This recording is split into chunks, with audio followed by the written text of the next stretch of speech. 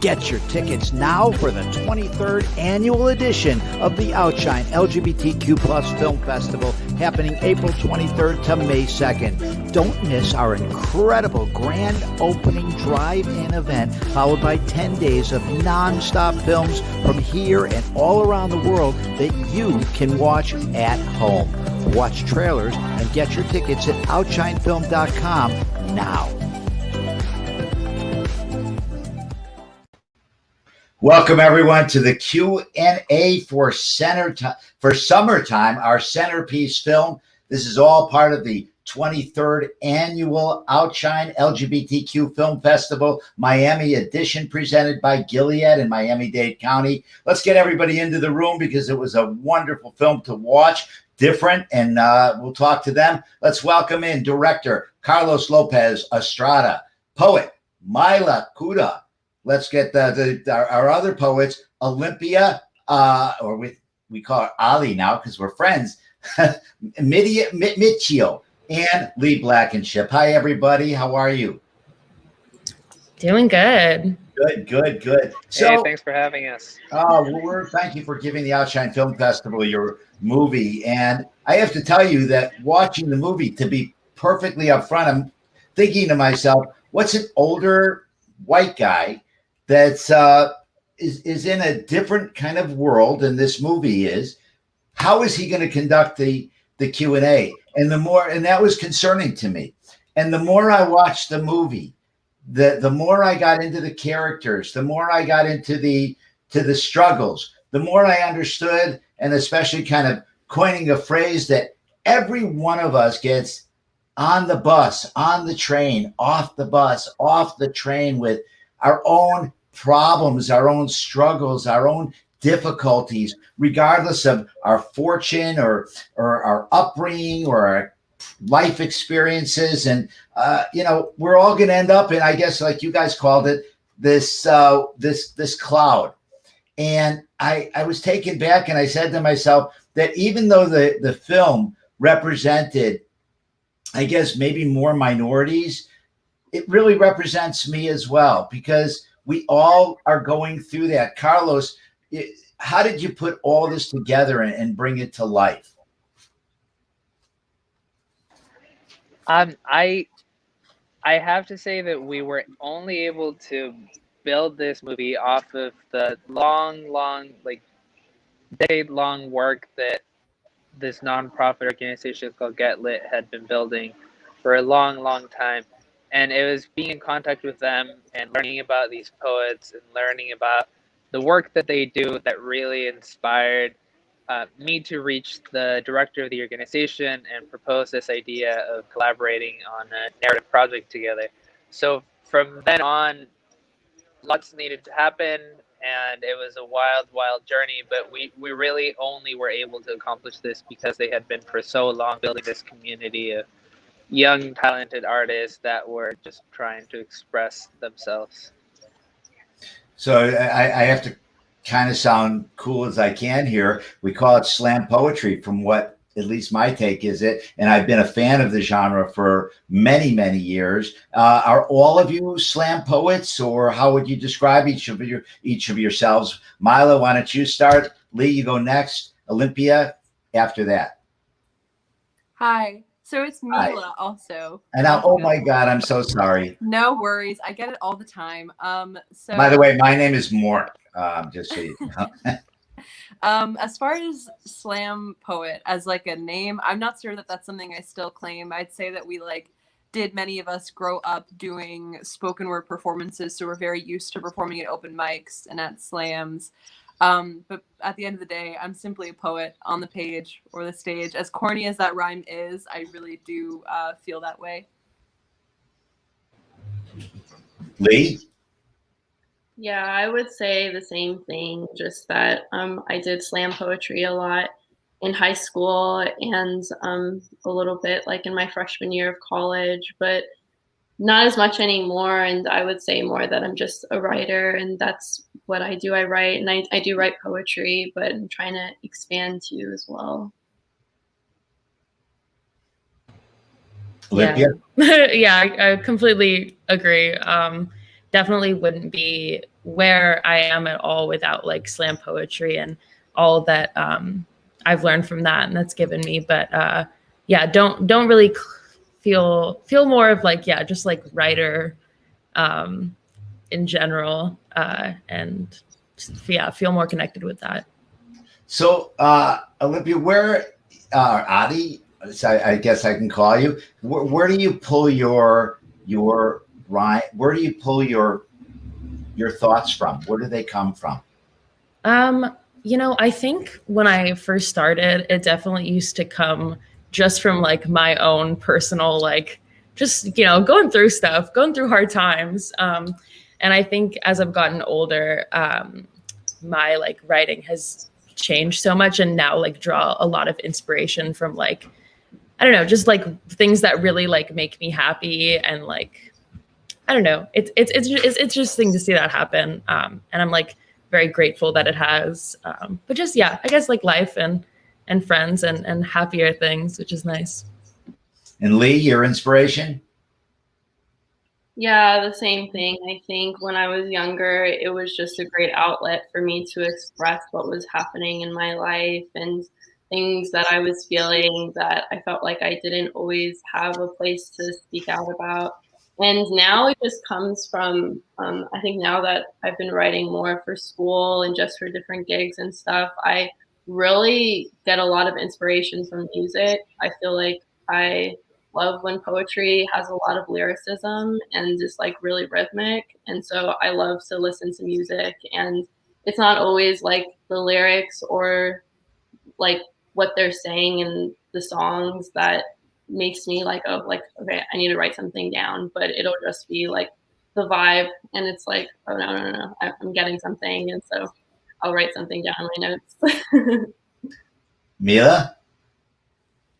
I swear I was gonna say something so similar to Lee, in that I feel like I also, I mean, and Ollie as well. I feel like a lot of the inspiration that I get like used to be family, friends, my own like feelings, my own angst especially. But I think now I write a lot like for joy, and so much of that joy is like within the musicality that I think poetry offers, and just like the sound of it is something that I really love. And so I also really like writing about love and sound and all of that groovy stuff. Wow.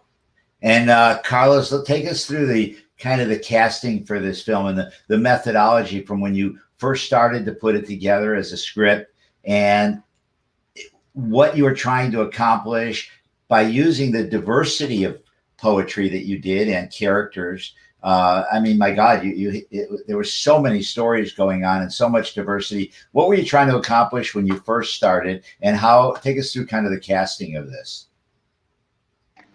Well, I think the seed of the idea came from a showcase that I saw at Get Lit at the organization I was talking about earlier. Sorry if it's super loud here. I hope you can hear me okay. But all three of the poets that are joining me today were there, as well as another like 25 or so of their fellow poets. And I just had such a strong emotional reaction to this showcase just because it was I'm so sorry. Just because it was a group of young artists that were describing their place in their city, their place in their communities, and with such eloquent, colorful, beautiful words. And really, what the movie was, what the process of putting together Summertime was, it was really just trying to recreate that experience that I had in that showcase and trying to capture it on film. So the way the next 5 months of us putting the movie together involved lots of workshops, lots of sessions with the poets trying to figure out what it was that they wanted to say. We knew that each of them would write and would perform their own individual scene. So trying to figure out, like, if you got one scene in this movie about LA, what is one thing that you want to speak about regarding like yourself, your place in the city, the things that are important to you. So it was this sort of like very profound exploration of each of the poets, each of their stories, trying to figure out what they wanted to communicate, and then trying to figure out how to piece them all together. So once we had the list of poems, and the list of places that we wanted to explore. It was really just like a big, big puzzle trying to figure out how we could connect all of these in a way that made some kind of sense, and also in a way that geographically you could follow, because we knew that we wanted the movie to follow an actual trajectory, like a real trajectory that from the beach to the heart of LA. So it was quite a journey. Mila actually was a really, really big part of it because she served as our poetry supervisor. So she worked with every single one of the poets, helping us and them just get at the heart of what they wanted to communicate. So there was this mission, and we'll go to you, Mila. There was this mission to try to bring each poet to write something that, for lack of a better word, interconnected the stories. How did you pull that off? Is that to me? Yeah? Yeah. Okay. I would say that, you know, it varied a lot because there were certain people who might have already had a poem that they wanted to bring into the story into summertime. And then there were other poets who maybe were writing something new. So it wasn't so much that the poets were writing to interconnect into a story. It was more so the poets like presented a story, and then we all worked together to create a sort of like narrative and connective tissue that made the story make sense. But it wasn't a super linear like trajectory necessarily. It was a lot of poets that would like write 10-page scenes. It was certain poets who'd be like, I'm not sure, but you can plug me in anywhere.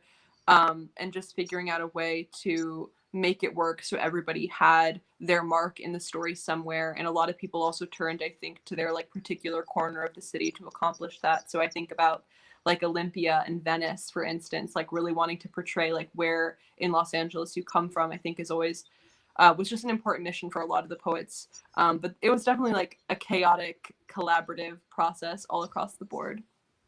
So, wow, it's really interesting because this isn't, like you just said, it's not a linear film. It's not a film that somebody starts with an idea and then writes the storyline to it. All the storylines are already written in reality, which is real rare. In fact, I can't think of another real example where you find everybody kind of writing their own story within the story. And Carlos, how was it to direct all that? I mean, that had to picking the scenes, and they did kind of have a relationship. Yeah, I mean, it was, I think, an incredible exercise in fluidity and just Right. not really knowing that the point of the movie was that we were going to do it without a script, that we were going to be writing it as we were discovering it, that it was going to change, and that the participants of it were going to be in charge. I will move us soon, I promise. The participants of it were going to be in charge of dictating where the movie was going to go. So it's very different, I think, from. Can you hear me, or is it impossible? We're fine. This is Okay, COVID great. time. We're used to all this stuff. You know? I know. I was really prepared for this, and then my plans changed drastically.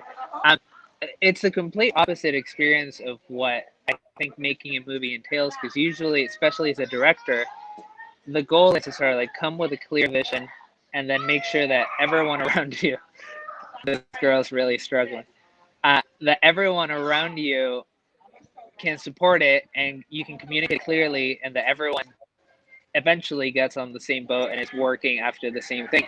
And this essentially was saying, like, hey, my vision is that there is no vision, and that these people that we're working with are going to dictate how this movie is going to go.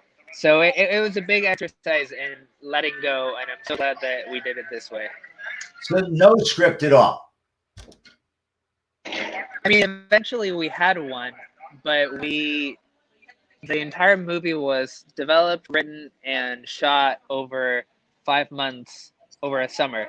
So we had a script, but it was very loose. It changed a lot. Even as we were shooting it, and after we were shooting it, it changed. The entire scenes that we ended up not using, entire scenes that we added in post-production.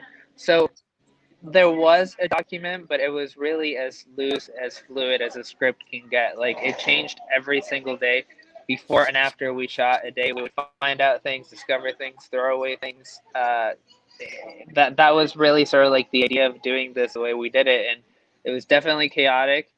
It was terrifying while we were doing it, but I don't know how else we could have done this. Yeah, 5 months is a pretty long filming time. And so yeah, I can understand why that happened. So I'm going to tell you where everything kind of started coming together for me. Watching all the various stories, and each, like you just said, each story is its own story. All of you have your own visions of what you're trying to create, your own history, your own thoughts that you draw on. But where everything came together was for me in the restaurant scene. The restaurant scene for me was very compelling, and it really gave to me the best snapshot of struggle of life, of trying to exist, trying to do your job and deal with the shit that everybody gives you on a daily basis that we all experience one way or the other. Like I said in the opening, regardless of where you are in your life cycle and where you come from in that cycle. So the restaurant scene, take me through the filming of that scene, how it was thought up and created, and what each of you thought, if you were in that scene, what you thought of that.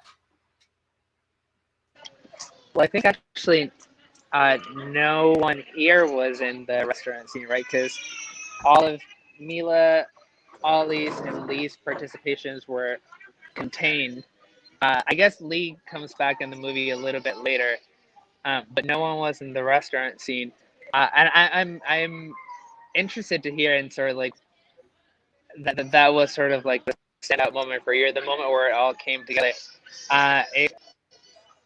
It's that scene went through a lot of different developments. Before Gordon was performing that role, there was another poet that was originally attached to it that was not able to finish the movie, but Gordon adopted the scene relatively late in the process. And of course, it had been written by a different person under very different conditions. But Gordon was able to make it his in a way that was really beautiful, and was able to sort of like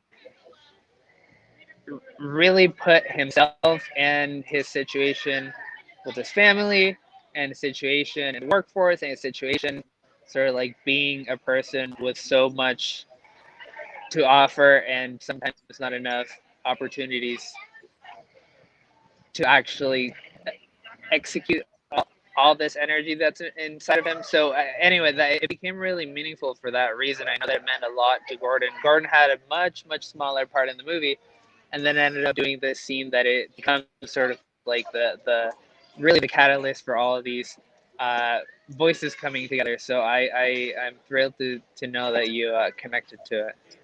Yeah, because it's the common denominator, and it's the simplest common denominator. It's something that was the most relatable, because all of your other phrasing, if you will, and excuse me for not being the coolest and hippest on the right terminology to use, because I'll apologize for that. But all of your phrasing is real intricate and really tears deep into each one of your emotions, whereas the scene in the restaurant went down to the basics. I'm working hard, I'm trying to do this, and all you asshole people are doing this and doing that. Kind of, he gave it, you could, anybody could have related to that, and he brought all of your stories, in my opinion, to a head with simplicity, which is why that scene really resonated with me. And I love the reversal, of the rappers gaining fame, and then, turning over to them to give them the car and everything. So yeah, that was very compelling. And I'll tell you another scene that really got to me, and that was the girl that went to her, I'm not sure if it was her boyfriend or a guy that just really, was extremely rude or whatever. But that scene was so compelling, because every one of us have been laid out, dumped, had some kind of situation in our life, maybe certainly few to the extent that was relayed in her story. tell us about her and her story and how much truth was in that. Any of you know? I mean, do you all know her? And can anybody speak for her for a second? Do any of you want to take that? Mila? All no. Maya? Yeah. Yeah. Oh, sorry. What did you say, Lee? Oh, I was just saying you can go ahead. Maya is. You can hear everything happening around me. It's a snapshot into the city today. Maya is one of the, I think, like older poets. Comes from like an older generation. Had been around. Right, Mila. She's like significantly. She came in significantly earlier to get lit than I think you three did. Is this correct? I can't see Yeah. you, but I'm going to assume you're saying yes. And she was one of the instances of someone who had a poem already. Her poem was entirely done. It was fantastic. And now considering it as a part of the movie, she essentially created this storyline to be able to fit around the poem. So I don't know that her storyline comes from real experience. I think that it was a little bit more of her trying to find something compelling that she wanted to use her to contextualize her poem. But Maya's super, super talented, and I'm so glad that she's a part of the movie. Well, yeah, I'm very glad to hear that. Actually, I'm very happy to hear that it wasn't based on real life experiences. That's real nice. So let's real quickly, Olympia, Adi, tell us what's going on in your life and what you have planned for the coming year. Well, I live in New York, and I just quit working at. You just quit working is what happened. You just froze. If you can hear us, we're going to come back to you in just a minute because you're frozen right now. Maybe why don't you jump out if you can't hear us and come back in? Victor will let you back in a minute. Mila, can you continue? How about for you? What's going on in your career and what's your aspirations? I am in school right now, so I am honestly just working a lot doing school. But one thing I would like to share is that we are actually working on a summertime book that will coincide with the release of the film, and it's at summertimeodestolaCom. You can pre-order a copy, but it features poems from the movie in addition to a bunch of art that was created by various artists throughout Los Angeles and some of the poets themselves. And it's like a really amazing and cool collaborative project that I think is really going to be very special. So that's something I'm working on that I'm really, really excited that all of us are working on as the poets of the movie are putting this book together. So that'll be really, really exciting and cool. But besides that, I am just, doing school in a pandemic, and that is what it is.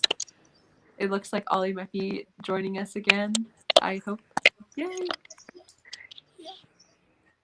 Go ahead, Adi. Go ahead. You can pick up right where you started. Okay, we're on my phone now. I hope it's like okay, but It looks great. But yeah, I live in New York now. I said I just quit working at Target, so very exciting. Excuse me, it's called Target. Either one, at a time.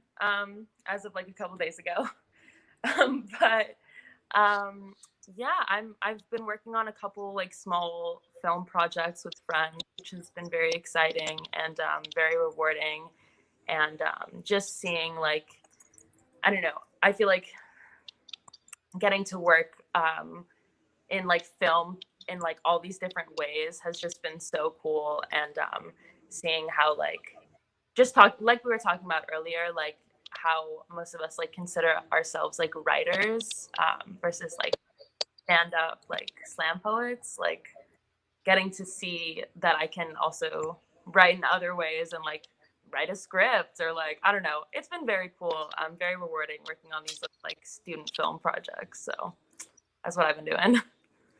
Very good, Lee.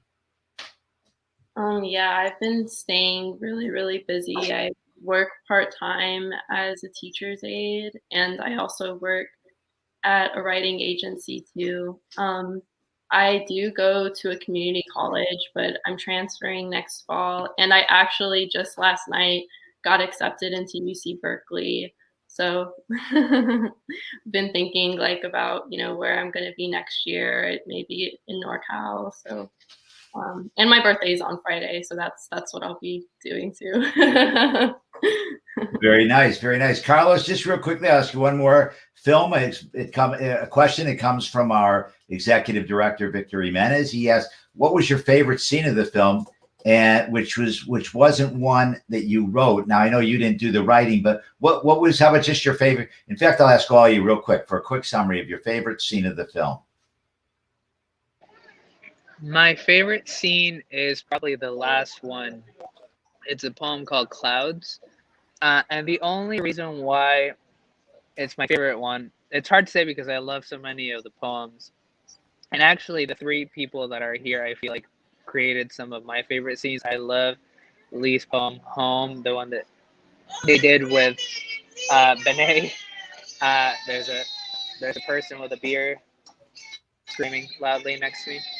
I love Ollie's scene. That was the first thing that we shot, and it was incredible to shoot on the Venice Pier. And I love their song. And Mila's participation in the bus is also, I feel like, one of the most powerful ones. So I love those three. But Clouds, I think, has a special place in my heart just because it is the ending of the movie, and I feel like it really encapsulates what the movie is about, which is just bringing people together, bringing stories together, lifting voices that need to be heard, and also just a lot of hope. And I think that's what the poem represents. So for that reason, I'm going to say Clouds. Lee, something that you didn't write. I really loved Paulina's scene. Like that was like the sickest scene Help ever. us out. Who is Paulina? Oh yeah, that was the red lipstick scene when the dresses came in. That was like so cool, and like really like it was just so hard. Like it went so hard, and I think Paulina's was really good. I loved Mila's scene too, and Marquisha's scene where she goes to her boyfriend's house and they throw the burger at his face. That was also really cool. Mila? I also love the red lipstick scene, but I would say that my favorite might be the therapist scene with Anna and Walter and the rap battling of the demons. That scene always cracks me up so beyond. But they're all really beautiful and special, and I think the way that they complement each other is especially lovely. Yeah. Ali? Definitely Marquisha's scene with the, like we said earlier, with when Tyrus throws the burger in Cyrus's face. That really it killed me.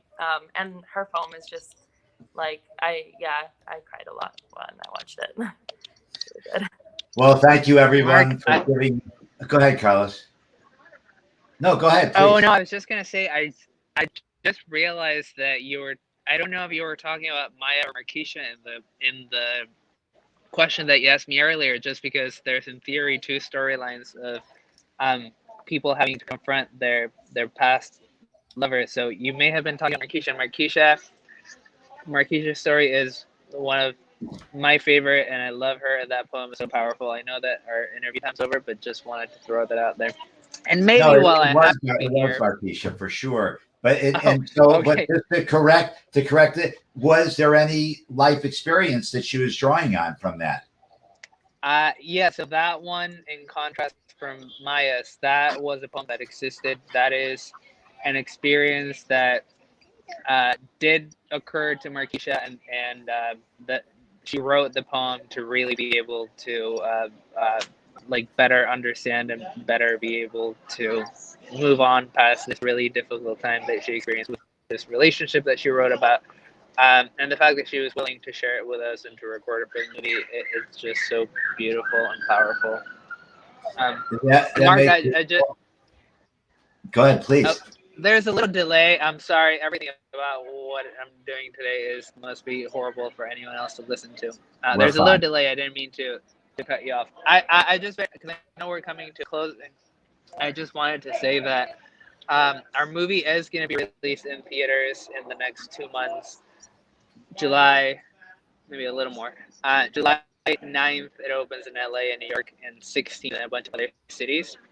So anyone who did see it today and liked it, please come back and see it when it's out in theaters. It would really help us out. It's an indie movie. It's going to have an indie release.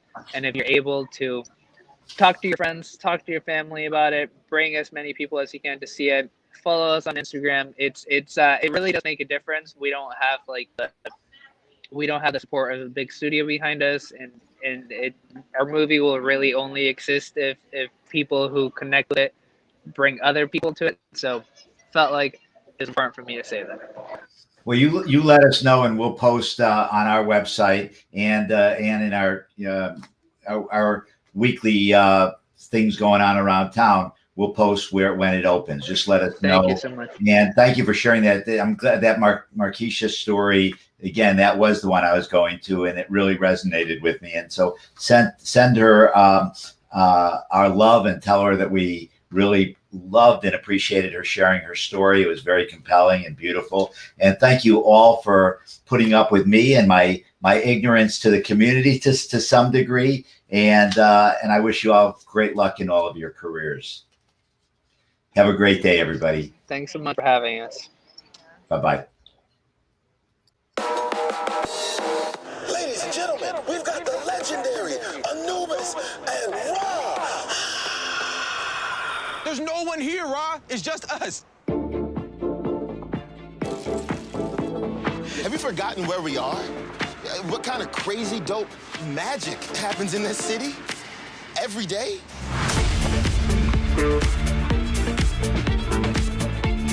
$15. In this economy, do you know what I can buy with $15? No. Hell no. Why are you here? Because this city needs me. There's literally a street that has stars in it with people's names. $15 can get me a new outfit from the 4-star veteran thrift store down the street. I can make chicken Alfredo for dinner for around $14.70. Purchase shampoo, conditioner, and leave-in for Marshalls at around $13.40. Lift home for $6.89. Try me to my night clothes, flop in my bed, open on my laptop, log on to Yelp, and write how ridiculous these prices are! Whew. Take a little bit, babe.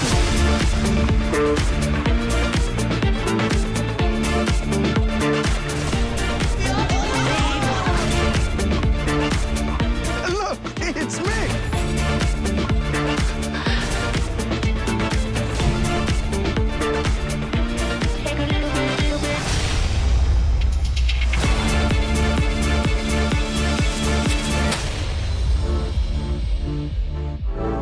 Maybe we're not even depressed. Maybe we just hungry.